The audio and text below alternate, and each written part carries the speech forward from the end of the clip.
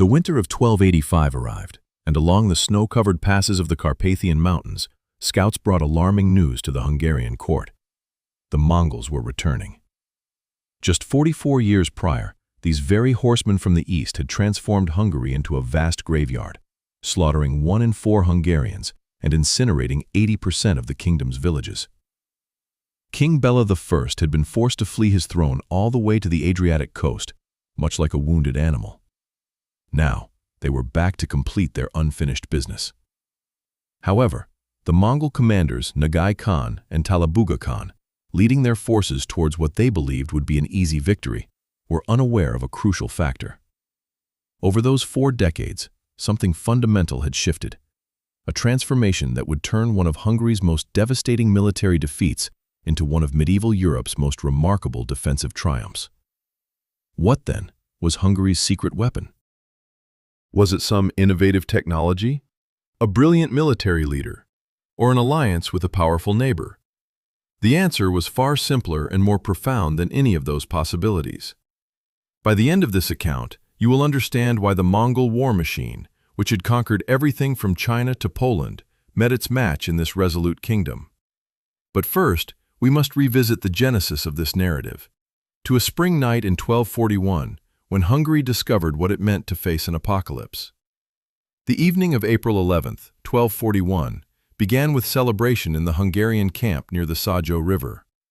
King Bela I's army had just repelled a Mongol vanguard at the bridge, driving them back with heavy losses. Hungarian nobles toasted their victory, believing they had confronted and defeated the legendary Mongol horde. The threat from the east, it seemed, had been overstated. The scouts' warnings about their inhuman efficiency, their unstoppable tactics, and the desolate kingdom stretching back to the Asian steppes, all of it felt like an exaggeration. The Hungarians had routed them at the bridge. The war, they thought, might be over by morning. But it was far from over. It was only just beginning. While the Hungarians celebrated, Mongol commander Subutai, one of history's greatest military strategists, was already executing a plan that would make this night one of Europe's darkest.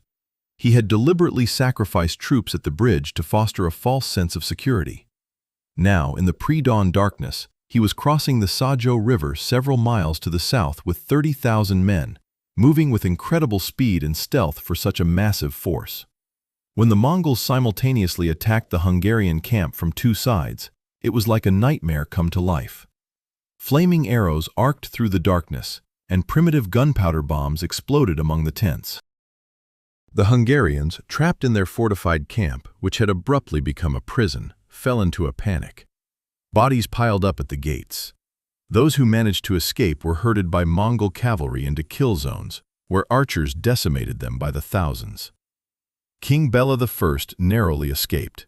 His brother, Kalman, mortally wounded, died in his arms a few days later. The Archbishop of Kalocha, 3 bishops, and much of the Hungarian military leadership perished in the slaughter. Mongol casualties were also significant. Batu Khan himself nearly died in the battle and lost 30 of his elite bodyguards. However, the scale of Hungarian losses was catastrophic. By sunrise, the Hungarian royal army had effectively ceased to exist. And this was merely the beginning. Over the subsequent 12 months, the Mongols systematically devastated Hungary with a thoroughness that still astonishes historians. Yet, Hungary had its strongholds, fortresses with thick stone walls that Mongol siege engines could not easily breach. They possessed deep wells that could not be poisoned and grain reserves that could not be burned. Most critically, they had time. The Mongols, constantly on the move and requiring fresh pastures for their horses, could not afford sieges lasting months. The rest of Hungary, protected by earthen ramparts, wooden palisades, and moats, fell within days. A German chronicler who visited Hungary in 1241 noted with alarm that the kingdom possessed few cities protected by formidable walls or strongholds. This observation remained etched in King Bela I's memory. In March 1242, the Mongols finally retreated. The reason was a succession crisis triggered by the death of the great Khan Ogedei in Mongolia, which necessitated the presence of senior Mongol princes. However, Bela, watching the endless columns of Mongol cavalry disappear into the east, was absolutely convinced of their return. The question was not if they would come back, but when, and what he would do in response. If you're enjoying this deep dive into one of history's most remarkable military transformations, please hit the like button and subscribe. This channel features precisely this kind of forgotten military history, and you won't want to miss how this story continues. King Bela returned to a land utterly devastated, resembling a lunar landscape. Entire regions lay deserted, and his administrative centers, typically defended by mere wooden towers and earthen ramparts, had been systematically razed. Famine stalked the survivors through 1242 and 1243. Many historians might have predicted Hungary's descent into obscurity, becoming a vulnerable backwater for any ambitious neighbor. Yet, Bela I achieved something extraordinary. He recognized his limitations as a military commander, a fact unequivocally proven by the Battle of Mohi. Nevertheless, he displayed brilliant strategic acumen, conducting what we would now call a post-mortem analysis of the catastrophe. His conclusion was both simple and revolutionary. Hungary had fallen because it lacked robust, permanent fortifications. Every location with genuine stone walls had endured, while everything else turned to ash. Consequently, Bela made a decision that would have been inconceivable before 1241. He relinquished one of the crown's oldest prerogatives, the exclusive right to construct and own castles. Through a series of letters and edicts, starting in 1242, he essentially told his barons and bishops, "Build castles, proper stone ones. I will provide the land. I will grant the privileges. I will give you serfs to aid construction. Just build fortresses, and build them strong." The scale of subsequent events was astonishing. Within the first decade post-invasion, 44 stone castles were erected across Hungary. By the end of Bela's reign in 1270, the landscape boasted nearly 100 new strongholds. Consider this: a kingdom almost annihilated, having lost a quarter of its populace, economically ruined, somehow mustered the resources and resolve to construct 100 stone castles in 40 years. These weren't crude towers. We're talking about serious military architecture. Walls measuring 2 to 3 meters thick, corner towers with fields of fire covering approaches, gatehouses featuring murder holes and multiple portcullises, deep wells, and extensive granaries. Many were strategically built atop hills, ensuring each castle was roughly a day's journey from the next. Bela was crafting a defensive network designed to challenge any invading army, forcing them either to bypass fortified positions, leaving enemies in their rear, or to undertake dozens of simultaneous sieges, an impossibility for any army of that era. Buda became central to this transformation. In 1241, the city of Pest, precariously situated on the flatlands by the Danube, was among the first victims of the Mongols. Bela's decision was bold. In 1248, he relocated the entire population to Castle Hill on the opposite bank of the river. This was more than just a population shift. It was the creation of a fortified capital from scratch, on terrain where every meter would cost an attacker dearly.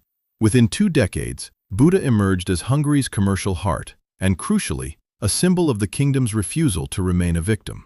However, Bela grasped a vital truth often overlooked by defense-focused rulers. Castles are useless without appropriate soldiers to defend them. Here, Hungary faced another dilemma. The kingdom's military tradition revolved around light cavalry, fast-moving horse archers in the nomadic style. Historically, this made sense. The Magyars themselves, who founded Hungary in the 9th century, were steppe nomads. But the Battle of Mohi decisively proved that light cavalry could not withstand Mongol light cavalry. The Mongols invented this tactic. They had perfected it over centuries. Trying to beat them at their own game was suicidal. The few Hungarian units that performed well at Mohi were heavily armored knights, especially the Templars. This Western heavy cavalry, encased in metal and charging with lances, genuinely troubled the Mongols in close-quarters combat. The Mongol answer to horse archers was more horse archers. Their response to a full-speed charge by heavy cavalry was to evade and trust their horses to be swift enough. Thus, in 1247, Bela forged an alliance with the Hospitallers, one of the great Crusader orders. He granted them lands along the southeastern frontier in the Severan region. In return, they were to recruit, train and equip Western-style heavy cavalry, and, critically, train Hungarian nobles in the same manner. This represented a grand-scale transfer of military technology. Over the ensuing decades, Hungary transformed its military culture. The tradition of light cavalry didn't vanish. Those skills remained useful for raids and reconnaissance, but armored knights became the army's core. Nobles seeking royal favor now had to appear for campaigns not only in their own armor, but also with their retainers similarly equipped. The king established a new class known as the Nobles of 10 Lances in regions like Szepes, who received privileges in exchange for maintaining themselves in full armor and providing mounted warriors. Consider the extraordinary demands King Bela I placed on his realm at that time. Hungary, by 1242, lay devastated. Its populace was traumatized, its economy in tatters. Yet he insisted that his nobles, many of whom had just endured the loss of friends, family, and wealth during the invasion, dedicate their means to fortification projects, endeavors that would span a decade, all in anticipation of an adversary that might not reappear within their lifetimes. The allure of simply restoring the old Hungary, reverting to previous customs, must have been immense, but Bela remained resolute. What is truly remarkable is that the Hungarian people, from nobility to peasantry, embraced this vision. They understood, perhaps better than any prior or subsequent generation, that the alternative to present sacrifices was future extinction. Peasants hauled stones, nobles spent fortunes constructing castles. The entire kingdom transformed into an enormous construction site and a military training ground. The cost was substantial. Bela had to grant so much land and so many privileges to the nobility that the royal authority, painstakingly centralized by his father, once again diffused. Essentially, he exchanged an absolute monarchy for the sheer survival of his people. Many historians interpret this as a political misstep.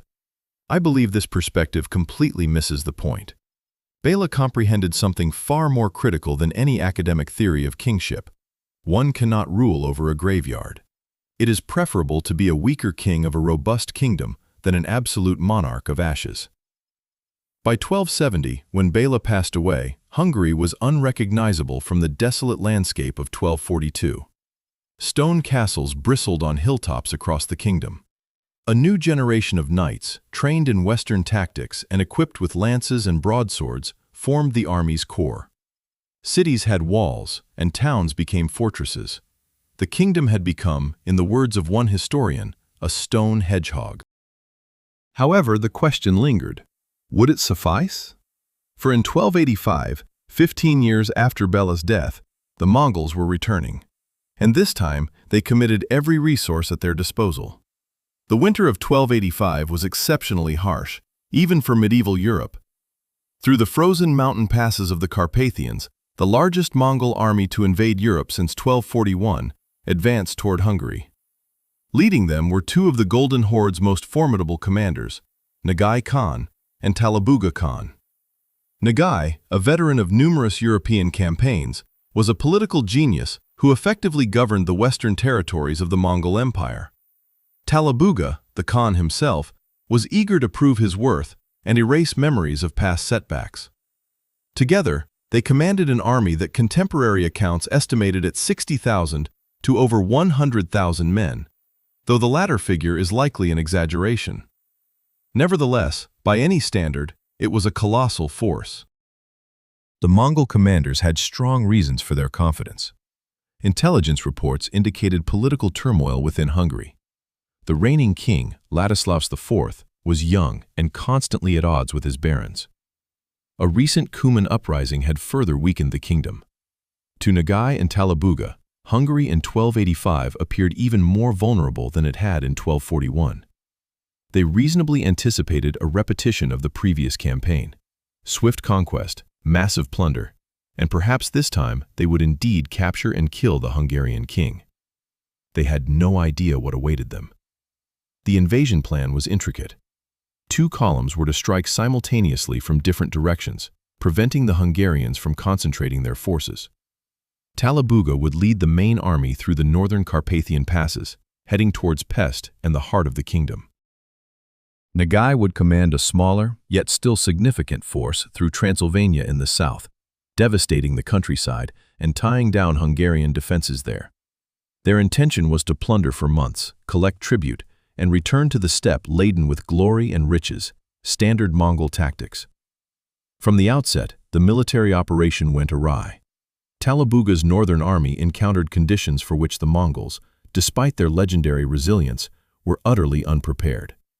The winter of 1285 to 1286 proved unusually severe. Heavy snowfalls in the Carpathians drastically hindered their progress. To make matters worse, the Mongol army traditionally relied on foraging and looting to sustain its soldiers and, crucially, to nourish thousands of horses. Yet, in the mountain passes, there was virtually nothing to plunder. Mass mortality among the horses began, and the warriors started to starve. By the time Talabuga emerged from the mountains, before even engaging Hungarian units, he had already lost thousands of men. When they finally reached the plains and approached Pest, the Mongols found it deserted. The city, such a rich prize in 1241, had been completely emptied. The population had sought refuge behind the formidable walls of Buda, across the Danube.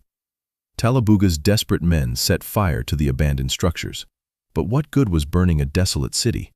Vengeance would not sate hunger, and anger would not feed their horses. Subsequently, they attempted an assault on Buda. At this juncture, Bela's decades of meticulous preparation proved impregnable against the Mongols, literally. The fortifications of Buda, strategically positioned on elevated ground with stone walls and multiple defensive layers, presented a defensive challenge unlike anything the Mongols had encountered previously in Hungary. Every approach was covered by archers on the walls. The gates were massive, reinforced structures capable of withstanding battering ram attacks. Mongol siege equipment, which had proven effective against timber palisades and earthen ramparts, inflicted minimal damage on the robust stone masonry. The Mongols assaulted for several days, deploying catapults, launching incendiary arrows, filling moats, and conducting wave after wave of attacks. All efforts were futile. The Hungarians were well provisioned with food and water and enjoyed secure shelter. From their fortified positions, they systematically inflicted losses on the Mongols, not through grand assaults or decisive engagements, but through the grueling attrition of defensive warfare. 10 arrows fired for every one received, causing casualties without sustaining any themselves. However, the situation became even more intriguing, or conversely more dire, if you were a Mongol commander, because Buda was not an isolated stronghold, it was part of an extensive network. While Talabuga relentlessly attacked Buda's walls, Hungarian heavy cavalry detachments launched sallies from other nearby castles, ambushing Mongol foraging parties. These were not lightly armored riders whom the Mongols could easily pursue and eliminate due to superior mobility. Rather, they were knights clad in heavy armor, on armored horses, who would suddenly descend upon unsuspecting Mongol detachments and then swiftly retreat back to their castles before the Mongols could mount a coordinated response. If you were a Mongol military leader confronted with such tactics, what alternative strategies would you have employed? Honestly, I'm not sure there's a good answer. To the south, Nagai faced similar difficulties. Transylvania, densely forested and dotted with fortified towns, proved largely impregnable. While Nagai's warriors could raid villages and capture peasants, whenever they approached genuine strongholds, the pattern repeated. Formidable stone walls, well-supplied defenders, and a siege that would take months, if it succeeded at all. Nagai did manage to raise one castle, the Saxon stronghold of Bon Miko, but it came at the cost of weeks and hundreds of lives. And this is a crucial aspect of medieval sieges that video games rarely convey. Time is the ultimate adversary. Every day spent besieging a castle is a day without movement, a day when you are a stationary target, a day when your provisions dwindle, a day when your horses consume grain that you don't possess. It's a day when local forces can regroup to assault you. And that's precisely what transpired. Indigenous Hungarian units, Szeklis, Saxons, and Vlachs, who intimately knew every forest path and mountain pass, launched a persistent campaign of harassing raids. Mongol foraging parties simply vanished. Supply convoys were ambushed. Isolated camps were subjected to nocturnal assaults. The Mongols were unable to capture these attackers, who simply melted back into the forests or retreated to the nearest castle. Yet, the decisive blow against the Mongol invasion was not military, at least not directly. It was logistical. And here, Bela's strategy revealed its true brilliance. The Hungarians implemented what we now term a scorched earth tactic, but with a twist. They didn't destroy their own resources, they concealed them. Every grain, every head of livestock, every scrap of food in the regions the Mongols were expected to traverse was either moved behind castle walls or driven into the forests and mountains. The Mongols, accustomed to living off the land, suddenly found themselves in a land from which there was nothing to take. Campaign chronicles recount mounting despair. Talabuga's army, already weakened by the arduous march through the Carpathians, began to suffer severe starvation. The Galician Volhynian Chronicle records that thousands perished from hunger. Horses, the cornerstone of Mongol military power, began to die en masse due to a critical lack of fodder. In the depths of winter, without pastures, the Mongol cavalry was effectively transformed into infantry, and infantry units cannot wage the mobile warfare at which the Mongols excelled. By the end of winter, Talabuga's army was on the verge of complete collapse. When King Ladislaus IV finally confronted them with the Hungarian royal army, he encountered not a confident horde of conquerors, but a starved, demoralized mob, desperately attempting to return home. The ensuing battle near Pest resembled a massacre more than a genuine engagement. The miraculously surviving Mongols fled towards the Carpathians. It was there that the Seikes, light cavalry units allied with Hungary, completed their annihilation. With their intimate knowledge of all mountain passes, they repeatedly ambushed the retreating Mongol detachments. Historical records reveal that Talabuga's military contingent initially resorted to consuming their horses, then their dogs, and subsequently, as available accounts only hint at, engaged in desperate measures too grim for explicit description. By the time the meager remnants of Talabuga's forces reached Mongol territory, he had suffered substantial losses to his army, with some estimates placing Mongol casualties between 50 and 70%. A particularly striking detail underscores the sheer scale of this calamity. Starving soldiers, in their desperate search for sustenance, plundered cities that were considered allies of the Mongols. Nothing illustrates a complete strategic failure more vividly than the necessity of robbing one's own vassals to stave off starvation. Nagai, operating in the southern regions, managed to hold out a little longer until the spring of 1286. However, he soon faced the identical, harsh realities. Every stronghold he approached proved impenetrable. Each attempt to acquire provisions met with resistance, and with each passing day, his army's strength diminished. Following several significant defeats at the hands of local forces, remarkably, these were not units of the Hungarian royal army, but merely regional militias and noble retinues, Nagai was compelled to retreat. His column, too, fell into a Zekler ambush during its withdrawal, incurring heavy losses. The stark contrast with the invasion of 1241 is remarkable. 44 years prior, the Mongols had conquered the greater part of Hungary in just a few months, annihilating a quarter of the population and destroying the kingdom's military. Now, they were unable to capture even a single major castle. They could not compel the Hungarian king to engage them on their terms. They couldn't even sustain themselves. The invasion culminated in a total and humiliating failure. So, what was Hungary's secret weapon? It wasn't a single weapon, but an entire system. First, the extensive network of stone fortifications completely transformed the strategic terrain. An army can defeat another army in a single day, but an army cannot seize 100 castles in one campaign. Each fortress demanded time and resources that the Mongols, who always relied on mobility and speed, could not afford. The Mongols were a hammer, and Bela I had transformed Hungary into a granite mountain. Second, the military reforms created forces distinctively designed to counter Mongol tactics. Heavy cavalry could not defeat the Mongols in open combat on flat ground, but it wasn't required to. Operating from fortified bases, launching sudden attacks on dispersed Mongol detachments, and swiftly retreating behind walls entirely shifted the balance of power.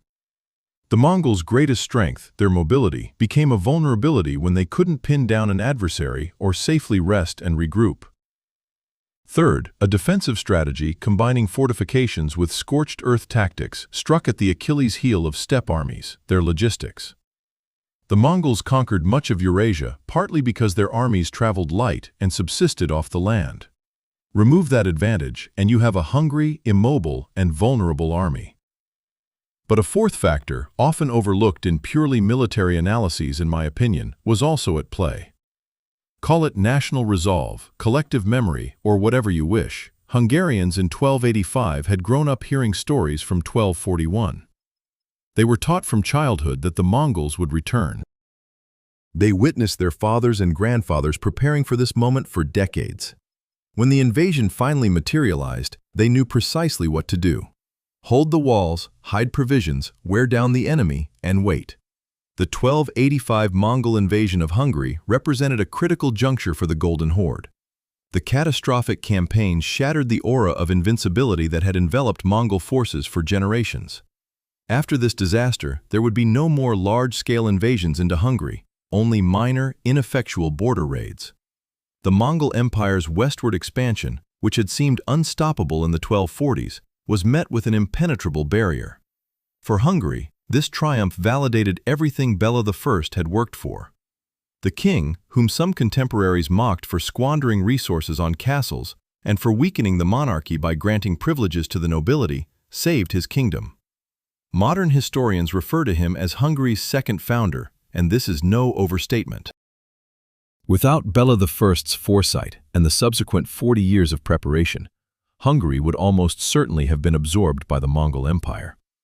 Instead, it endured, emerging as one of the leading powers of late medieval Europe. The castles constructed for Bela I, incidentally, served Hungary for centuries thereafter. When Ottoman Turks invaded in the 15th and 16th centuries, they confronted many of the same fortifications that had once repelled the Mongols. Defensive infrastructure created in response to one existential threat ultimately proved valuable against an entirely different one. This illustrates effective strategic planning, which involves creating capabilities that remain relevant even when circumstances change. There's a broader point concerning defensive warfare here that merits reflection. In our contemporary era, marked by blitzkriegs and shock and awe tactics, there's a tendency to perceive defense as passive, merely reactive, and ultimately inferior to offensive operations. Yet, Hungary's triumph over the Mongols illustrates that a well-conceived and executed defensive posture can be devastatingly potent. This isn't about remaining static and absorbing blows. It's about constructing a system that renders conquest so resource-intensive, time-consuming, and uncertain that even a numerically superior attacking force cannot sustain its efforts. Consider Finland's winter war against the Soviet Union in 1939–40.